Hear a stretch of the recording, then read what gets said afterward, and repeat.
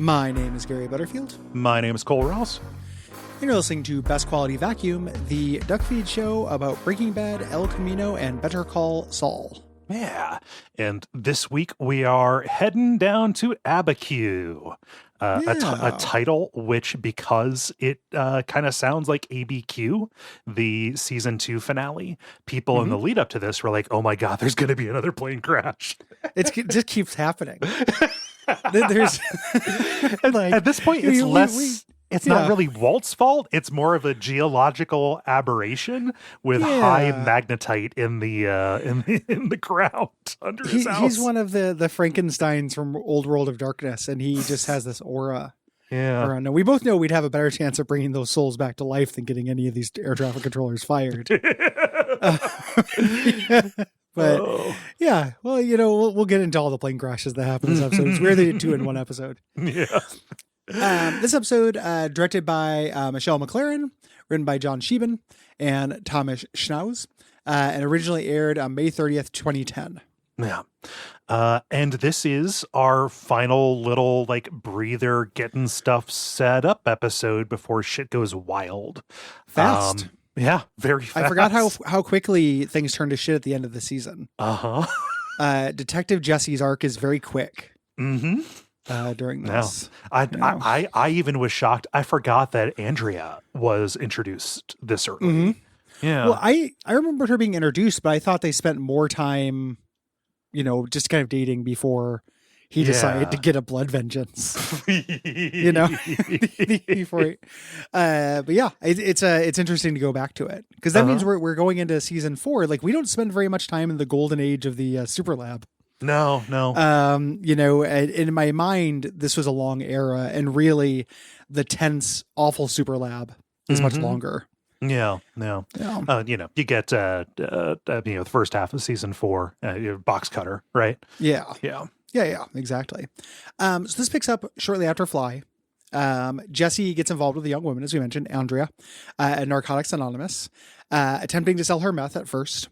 Mm-hmm. Meanwhile, Skylar is getting further into the business. Presses further into Walt's business. Meets Saul in a great scene. That's always a fun matchup. Just anytime you get those, these two characters are never in the same room together. Yeah, in season, what is it, season 5, where we get Jesse and Skylar. Yeah. It's just great. So it ends up becoming a integral part of the money laundering.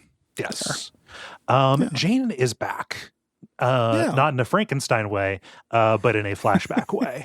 If 2 planes crash above somebody's gravesite at the same time into each other, a miracle confluence can happen. It's all about the chemistry, Jesse. I brought your girlfriend back. but she's there's different. there's 0.3 ounces missing, and we can't figure out where it's at. I'd like to turn your attention to this chalkboard and see if we can find what's missing. Now, Jesse, we've proven scientifically nothing waits for us after the end. Just non-existence. So if we brought her back after not existing, what is she now? Where did she come from? Is she still your lover, Jesse? Choose. What the hell? Bitch, what? But we get an origin story for the for the cigarette. For the cigarette. Yeah. So there's not very much in the way of production details online. I didn't listen to the commentary. The Fly commentary didn't convince me. It was semi-interesting, but I'm done with those. If people want to be mad at that, they can. I just don't want to spend the time doing it anymore. Or the podcast rather. I will probably do it for finales and season premieres. But not for mid episodes. When we get to the Better Call Saul episodes, I'll give it a shot. Those seasons, we'll see. We'll see of a different crew. See if it's gotten any better. It's just not a good use of time. All that information is found elsewhere. Yes. So we start off with this cold open, as we mentioned. This is Jesse and Jane at the Georgia O'Keeffe Museum.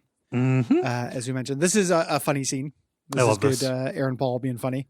He thought he was going to see a bunch of paintings of pussies, which would be a really different. That's a weird museum. Just like the Pussy Painting Museum. And then you find Oscar Wilde's haunted pussy in the attic that's all ravaged by drink. Pussy ravaged by drink. Holy shit! Yeah, The sex of Oscar Wilde. Remember Dorian Gray. Yes, Course, yeah. Remember back in 4 Days Out, she wanted to take a little day trip to, go up here, get a little bit of culture, and she dangled a pussy in front of Jesse, saying, "Hey, some of her paintings look like vaginas. Bills do on the pussy paintings, but instead all we have is a bunch of doors." Yeah, she painted doors in addition to all of these things, and this is Jesse being not understanding art. Yeah. This is Jane being superhumanly patient with her dirtbag boyfriend. During this, his whole point of this is that she keeps painting a door, and to him, a door is a very bland object. Right. This is a door like that. To him, it'd be like painting a paperclip over and over. Is the point he's trying to make? Yeah. And Jane's saying like, no, that represented something to her. It was different every time. The lighting's different. She's different. Yeah. And he's like, no, it wasn't. It's the same door. And then she's, should we just do everything once, live one day, have sex one time, smoke one cigarette, things like that. And Jesse keeps fighting this. Yeah. Like you just won't admit I'm right. Like the cow skulls were cool, but why a door? Why something that bland? Yeah. And she says, sometimes you just get hooked on something. There's really no reason why. This is Jesse, being kind of dim when it comes to art, but also he's very much in the sciences, kind of thing. Yeah. Like this is very much head versus heart kind of stuff a little bit. Yeah. And, Jesse wasn't allowed to let that part of himself grow. Nope. He had a close call with that during his woodworking time. Where that could have happened, and it just didn't work out that way for him. In his drawing, his superhero stuff. Yeah. Yeah. It just didn't, his life didn't take that path. Was it Reverso or Backwardo? Whoa. Backwardo. Yeah, there we go. Yeah. Reverso is real good. Is a better name than Backwardo. She says sometimes you just get hooked on doing something, and Jesse goes along. He's like, oh, no, you're not admitting I'm right. She just couldn't stand that she wasn't getting it right. And she kept trying it over and over to get perfect. Yeah. Applying the meth trade to painting. And Jane says, well, nothing's perfect. And Jesse says, some things are, and they kiss. And we get a two-pronged thing here. She says, that was so sweet. I think I just threw up in my mouth a little bit. Remember when that was enough to be a joke? Like somebody could just say that and it was a laugh line in a trailer or something. Yeah. Whereas when it really happens, it's a pretty traumatic. Oh, it's pretty upsetting. Yeah. Yeah. I don't care for it as a thing, as somebody who has suffered backwash. Like GERD Americans will not stand for this. But then also the wiki is just like, oh, she throws up in her mouth to die. What she does. It is foreshadowing to how she would die. So never make that joke. Everyone in a Joss Whedon movie is going to die like Jane did. And she says this point at the end, she's like, that door was her home and she loved it. To me, this was about making that feeling last. Yes. And puts out her cigarette, and it's the reminder cigarette. Right. That he keeps there. And that feeling lasts that's going to come back. Yes. We check in a couple times. There's a minor C plot in this episode with Hank. Mm-hmm. Yeah. Hank doing physical therapy. I'm not familiar with physical therapy. I've never had to do it. I've never been around it. They do a good job of selling it as hell. Yeah. In this, I think. Yeah. No, just the patient lifter thing, lowers him down. His feet are barely touching and he taps out. Like he can't do it. Hurts too much. Cannot support his weight. Mm-hmm. Yeah. And Junior tries to encourage him, and Hank snaps at him. Hank is in Don't you have any friends? Yeah. Brutal. Yeah. Hank's in hell, and everybody who is present to him is a devil tormenting him. But Flint, Junior understands. So he's like, it's okay, because he's been through this. He's yelling at everybody. Marie follows Skylar out in the hallway and says, "Hey, if you're serious about paying our bill, we got our first bill. Yeah, prepare yourself. These are going to start coming in once a week." And Skylar looks at it, suppresses this double take because there's going to be sticker shock, and then says, "No, this is covered." Yeah. So back at the super lab, Jesse is breaking up and packaging the meth, and Walt is watching him like a hawk, just very conspicuously, kind of mad dogging him. Because, Jesse is doing something wrong, but B, Walt doesn't want the shit to come down, right? Yeah. This is self-preservation. This is, again, it's self-preservation, but it's also Jesse preservation. Yes. We look at this in the context of Fly, right? Like, they had their closeness moment, and that's when he said, like, listen, if this is happening, I can't protect you. Like, it's patronizing and shitty the way he's doing it, but this is an act of love. Yes. So Walt steps in and does the weighing, and Jesse gets real mad, and Walt shushes him. We're bugged. They're watching us. Jesse's pissed off about this and heads to a group meeting with Badger and Skinny Pete. And but Skinner Pete is a different character. He's a bad man. Pete the Flenser got out of the meth trade. That was good. I was going to go the steamed hams route. Much better. Yeah. So there are a bunch of new people here, including will turn out to be an important character, Andrea. Yes. Introduces herself, and her fact is she does not want to be here. Yeah. She's just here, checking a box, right? Yeah. And this catches Jesse's attention. Fun little moment of Jesse going up to check on Badger and Skinny Pete, and then just doing this introduction. I'm Brandon, and this is it Peter? Did you say? Yeah, it's real cute. Well, they do it later, and he shuts it down. It's also real cute. They're not selling. He tells everybody, "Hey, the supply's going to get low. I'm still going to keep things flowing," and they're like, "Sales are bad." Badger sold a 10th, and he sold it to Pete. The program's working. It is for these people. Like, I love that Badger and Skinny Pete are such pure-hearted little babies, despite being meth addicts and criminals. Yeah, that being in this program wins them over. Yeah, they just say that this is stronger than the little clown operation that they've got going. Love Skinny Pete saying there's like positivity and stuff in here. Yeah. These people are trying to better themselves. It's not easy. Yeah, selling to these people. It's like shooting a baby in the face. It's not natural. So Jesse's says fuck this. Like, I'll do it. You guys are out. Yeah. And they're like, come on, man. And he's like, I'm gonna show you how easy it is. And he intercepts Andrea on her way out of the meeting, saying, I don't want to be here either. Yeah. And this is, the makeout line of the century, because we're making out. Yeah. So we cut over, Skylar's cutting dinner, and Junior says, hey, Aunt Marie's coming over, right? And she goes, no, your dad's coming over. Yeah, and he plays it cool, but he's like, yeah. That smile on his face. Yeah, it's so good. He gets to have dinner with his dad, with with his family together. Yeah.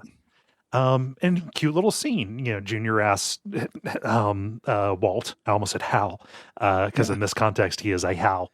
He asks Walt, like, how do you get Holly to sleep so quickly? He says, I'm comforting. I'm a comforting presence.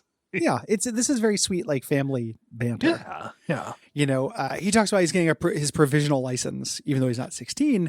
So everyone should start thinking about what kind of car they get him. He keeps talking about how he wants a Stang. Nobody says that. Nope. This had some real adult writing child dialogue to me. Vibes to me, like Stang. Stang. Everybody's Stang. Got Stangs.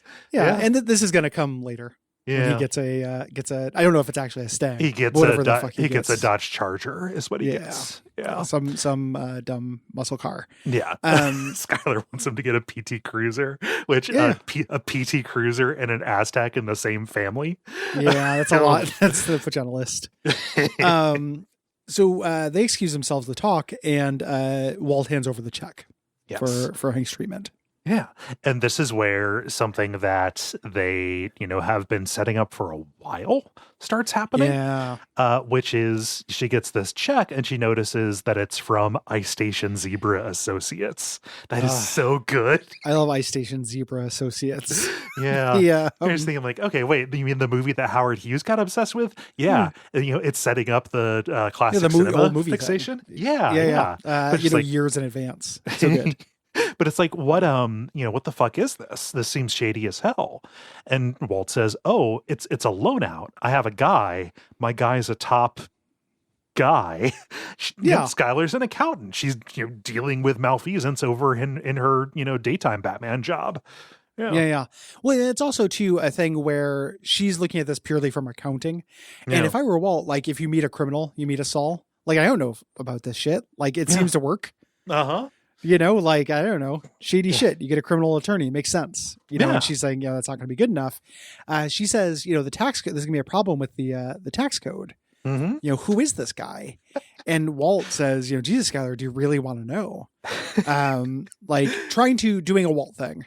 Yeah. Like it'd be better, gently discouraging her, but Skylar's on a mission. Yeah. We cut immediately to Saul's waiting room here. You feel a little bad, the classist kind of thing of this, just like the casting call around it. It is miserable. It's completely packed. People are coughing. There are babies crying. It looks like a check into cash place to me. Like a waiting room, and that is also classist, but they tend to be kind of Wild West waiting rooms. Just that Walt is in the position of defending Saul to Skylar, just like Jesse was in the position of defending Saul to him. Yeah, it's great. Yeah. So they get in there. Skylar's looking at the diploma on the wall. The University of American Samoa. Go Land Crabs.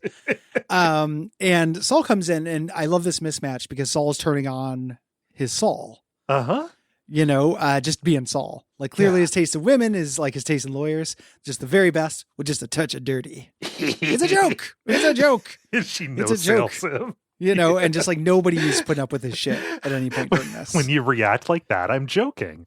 Yeah, exactly. It's great. Yeah. And Skylar brings up the situation with Hank, saying like, hey, if this is going to go to him, and Saul, again being Saul, I've heard of him, American hero, ... At any rate. Just not putting up with that. So she said, he's like, okay, I'll give you the basics, and starts doing money laundering.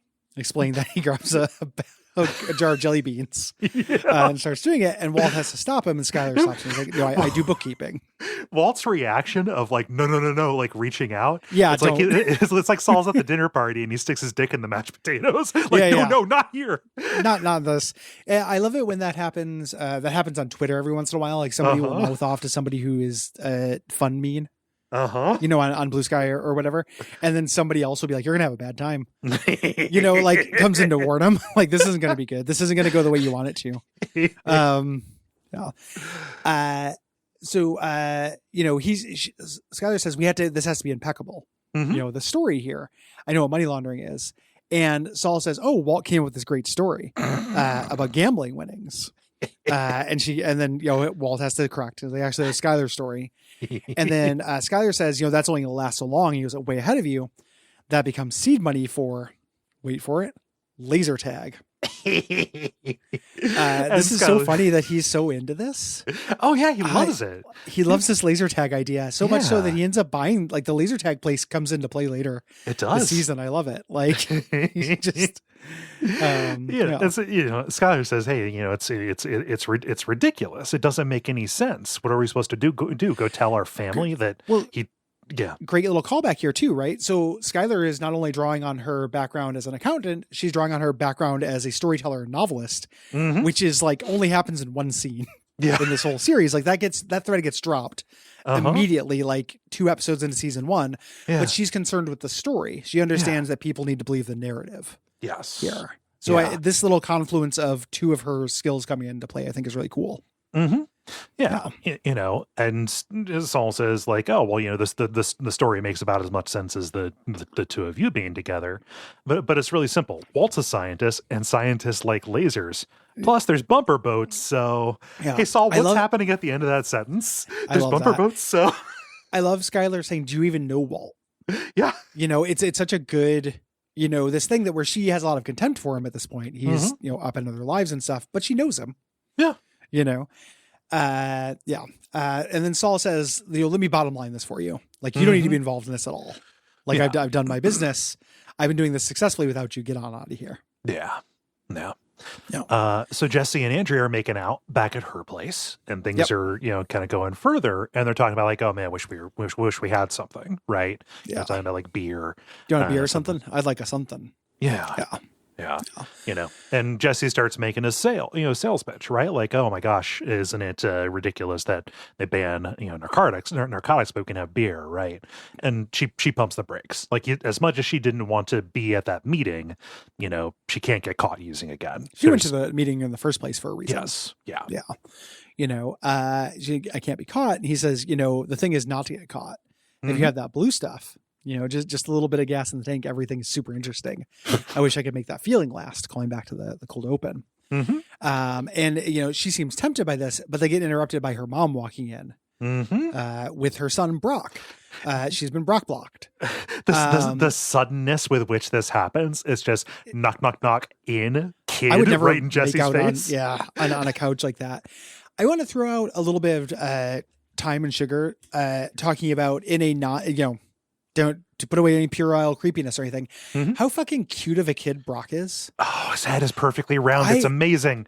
I fucking die with this kid. He's so like good. All of the interactions with him and Jesse, like in this episode and in the future, this is the cutest fucking kid on TV. Like I don't want kids. Never going to have kids. I scorched that earth. I salted it.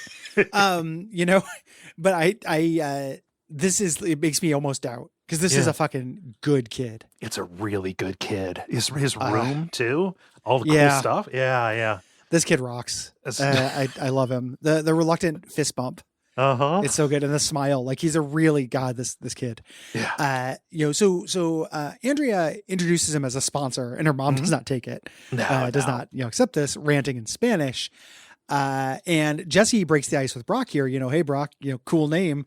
Try to do this, but you can see he's immediately, the wheels are turning. Oh yeah. Here, because Jesse loves kids. And he wins him over. Brock does the fist pump. Yeah. The fist bump and the little smile, and it's like, okay, they're best friends now. It's like making friends with a dog. Like certain kids of a certain quality and age are basically good dogs. It's a good boy you got there. Where you been hiding this boy? It's exactly that. Like, like I'm friends with this dog now. It's exactly that.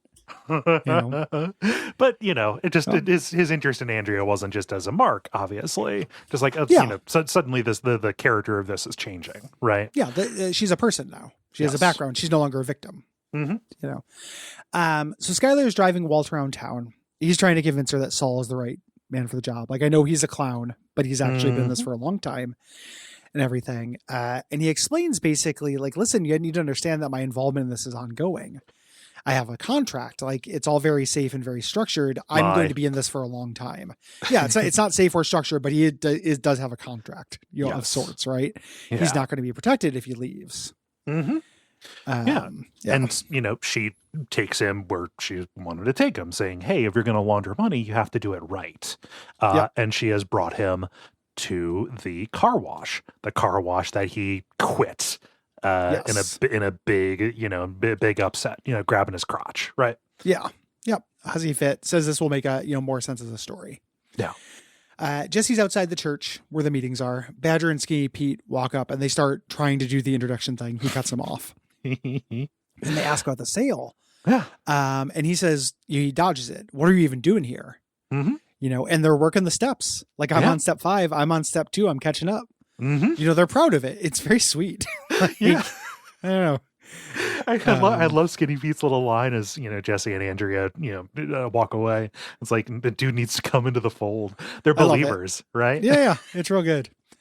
The restaurant, Jesse tries to impress Brock with a little magic trick, and it doesn't work. Then he does the water dripping on a scrunched up paper towel or straw wrapper, and it works. I love that. Yeah. And the kid is like way into it. Super cute.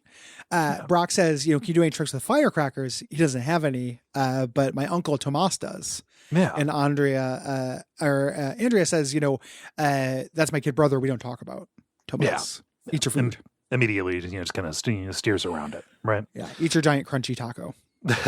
Yeah. So Waltz has taken Saul to the car wash to explain, hey, this is our play. Is this our first glimpse of the Cadillac with Lawyer Up with the I feel like we've seen plate? Lawyer Up before. Okay. I don't know that for sure, but I feel like we have. Yeah. And Saul, turns it down. Right. Walt says, no, this makes perfect sense. And Saul, doesn't want meddling, right? He says, oh, is that you speaking or is that Yoko Ono? Yep. And he says, it's not about having a believable story. This is Saul's way, and this is going to be borne out through his series. You can make any truth work. Yes. Says you're committed enough, you can make any story work. I once convinced a woman I was Kevin Costner, and it worked because I believed it. That's going to come back later. Yeah. And he makes a good point though. is he says, initially he's like, this isn't, it doesn't matter how good of a story this is because it doesn't have a Danny. Yes. Danny's somebody who has passion. They started a laser tag business because they believed in it. They ran the business into the ground, and they're willing to look the other way in exchange for a bailout and to keep their dream going. Yeah. This is such a deep cut in terms of the like what they ended up doing in Better Call Saul. Because you think, okay, Danny, and then you see this, and I went and double checked once Mark Proksch's character was put in. It's like, Daniel, what's that? The Danny that he's talking about, it's Daniel Womald. Oh, it's the cake sitter. It's Mark Proksch. He's Daniel. What's Danny's dream? He's a big enough dork to have bought a laser tag place. Oh, he is a big enough dork to have bought a laser tag. I thought it was I was thinking more of a 1-to-1. Oh yeah. Thing, like not just a dork, but like somebody who had a business who was a accomplice. Yeah. We don't. I'm led to believe, and even the wiki says this, that Daniel Womald, between Better Call Saul and this series, bought a laser tag. So that must be something in the commentary where they call it out. It is not underlined. Like they don't have him saying like, oh, I'm only doing this pharmaceutical smuggling so I can buy my own like laser tag place. But it sounds plausible. Yeah. It makes me, for some reason, the way that I was thinking about this was another old movie. And I was thinking like, oh, The Cake Sitter's not an old movie. That'd be a weird name for like an old Bogart, like movie for Saul and Kim to watch, Yeah, I'd be curious if that was, goddamn, I'm going to end up listening to these fucking podcasts again. I'd be curious if they ever confirmed that. Yeah. Because it would make sense for somebody to have that laser tag place. Because Saul has access to a laser tag place. Yep, it's very real. As 1.5 episodes from now.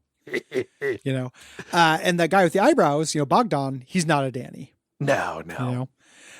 You buy this place and all you have is a big building that squirts water. Right. So Jesse and Andrea, they're lying in bed, post or pre-coitus. And she asked like, hey, can we get a hold of some of that blue stuff?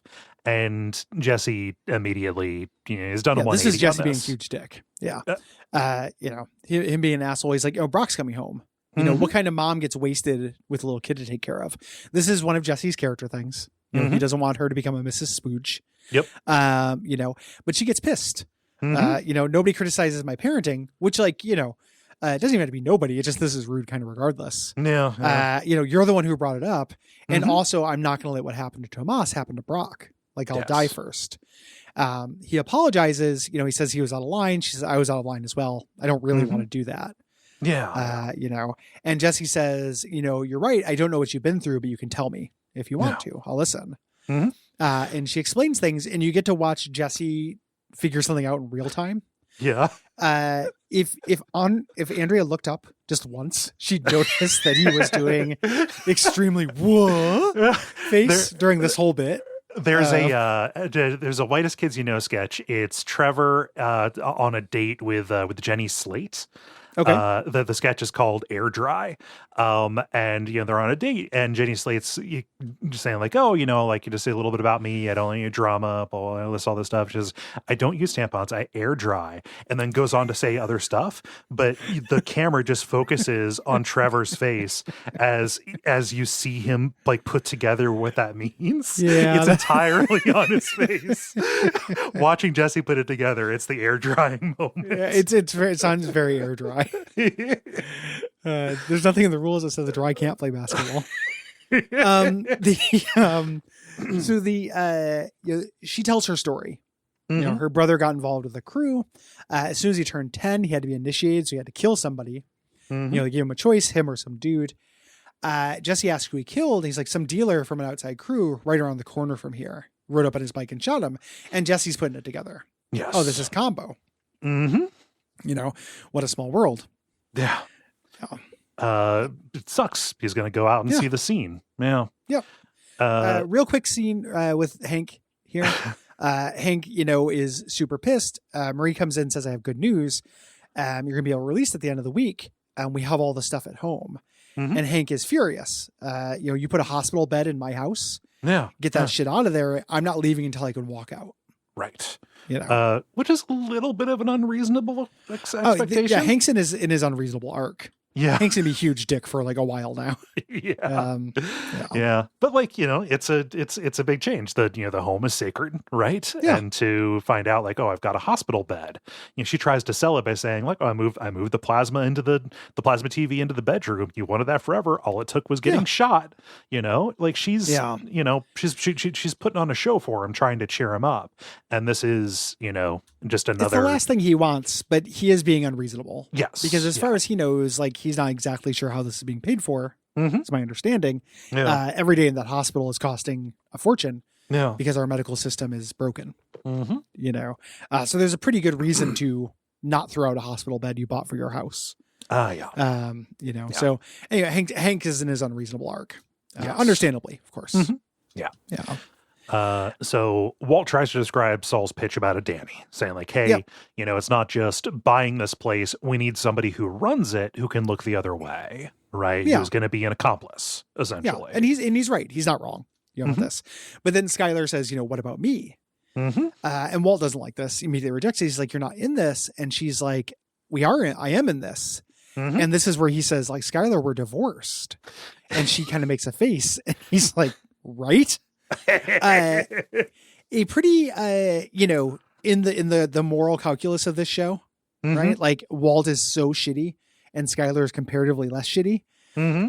Leading someone to believe that you divorce them without actually divorcing them is pretty, it's like a profound kind of shitty. It's pretty, it's like, it is a kind of like existential It's a Planescape torment shitty. It's something the Hag Rizal would do. Shitty. It's existential state play. It's real weird. He's been so divorced, but he never actually crossed the threshold into divorce. He's been pretending to be divorced. Like, my culture's not a costume. He's been appropriating divorced dad energy. So she never filed the papers.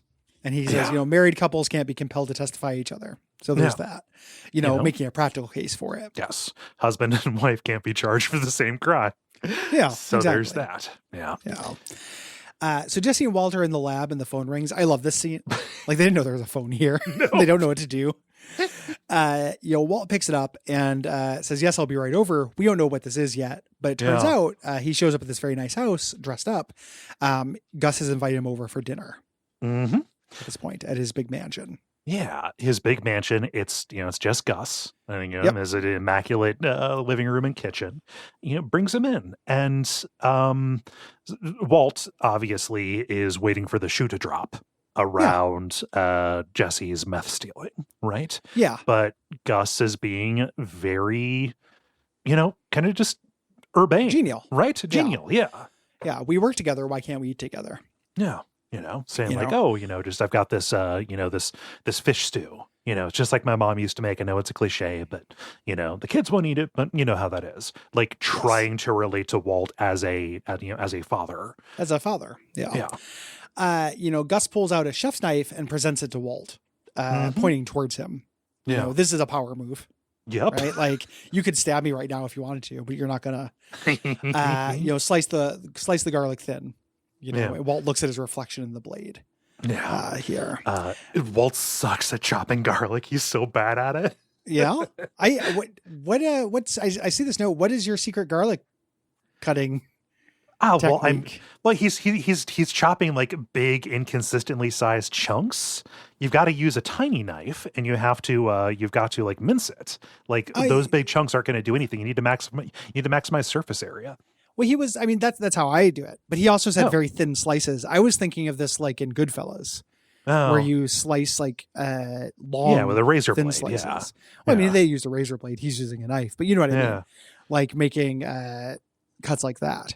This did not seem like sucking shit at cutting garlic. It was different than I cut garlic. Okay. But if Gus Fring was like, gave me a knife and said, cut very thin slices, I'd probably just cut thin slices. Yeah. I wouldn't be like, I'm going to mince this into little pieces. I know what he wants. Yeah. He was hacking. It appeared to me like he was hacking at it like a toddler.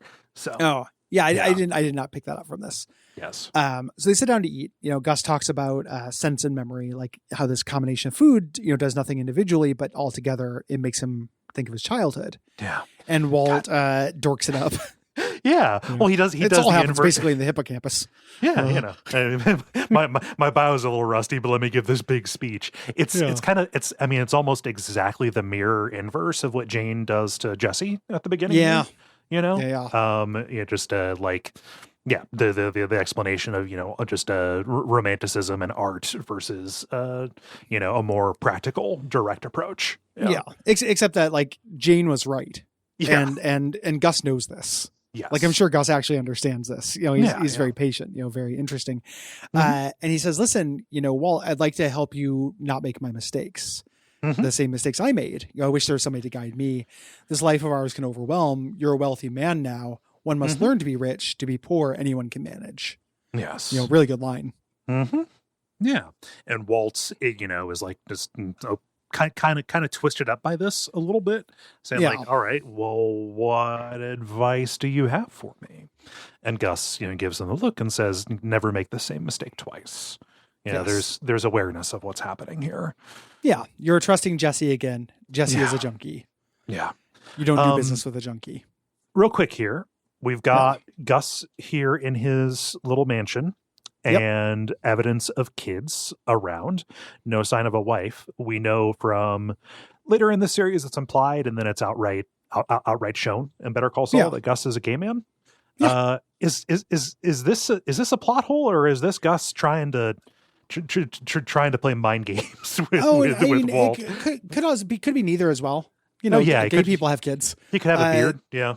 Wait, I mean, it wouldn't even have to be a beard. He could have decided he was gay later in life. He could have had kids as he could have adopted.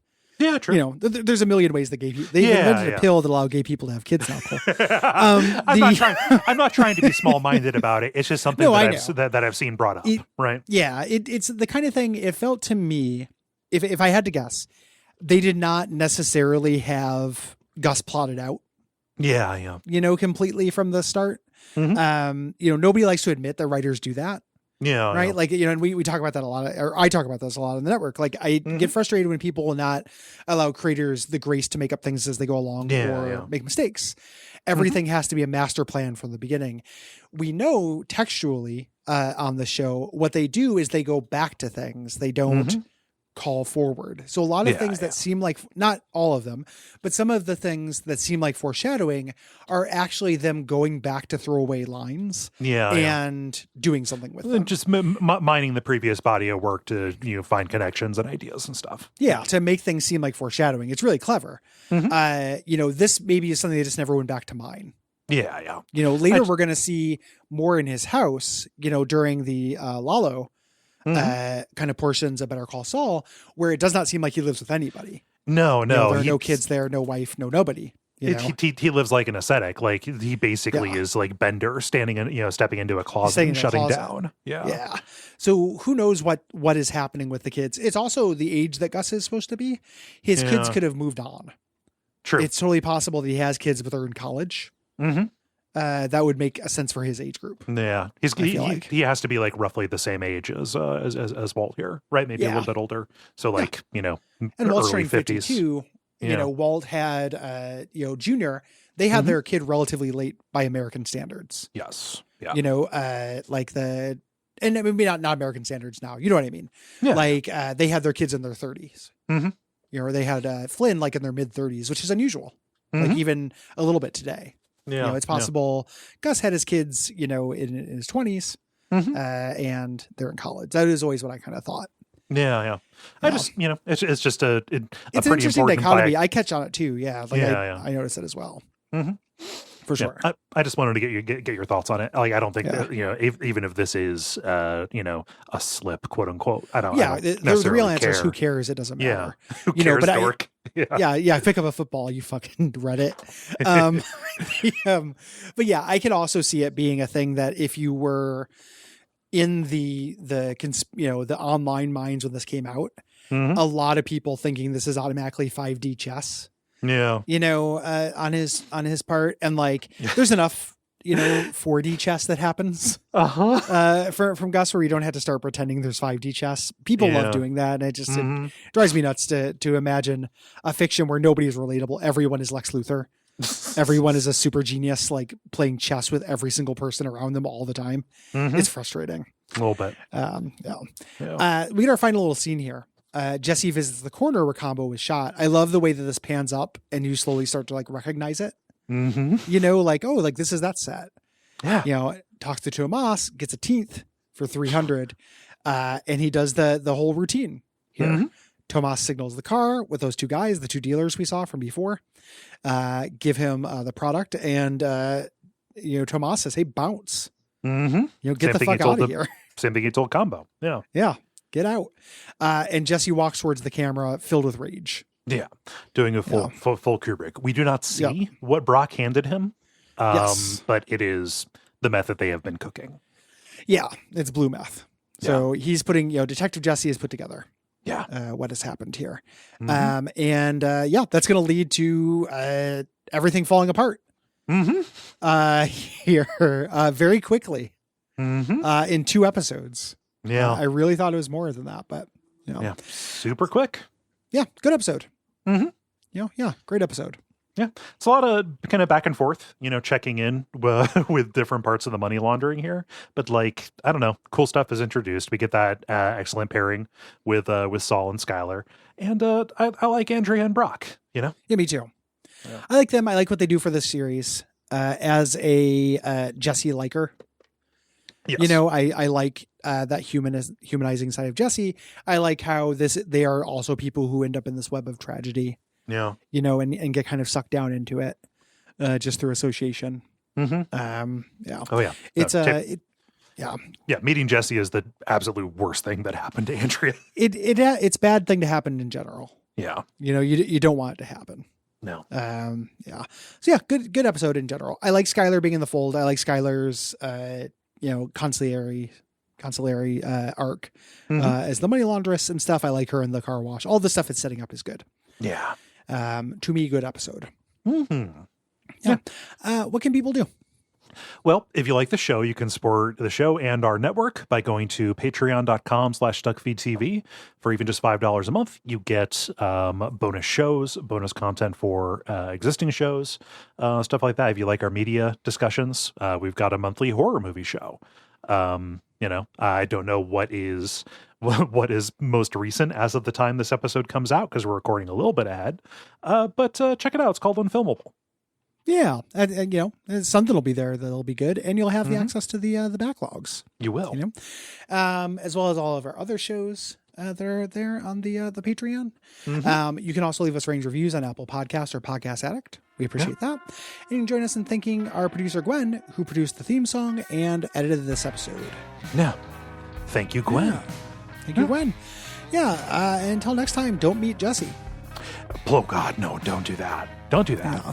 You see a Jesse come and you cross the street.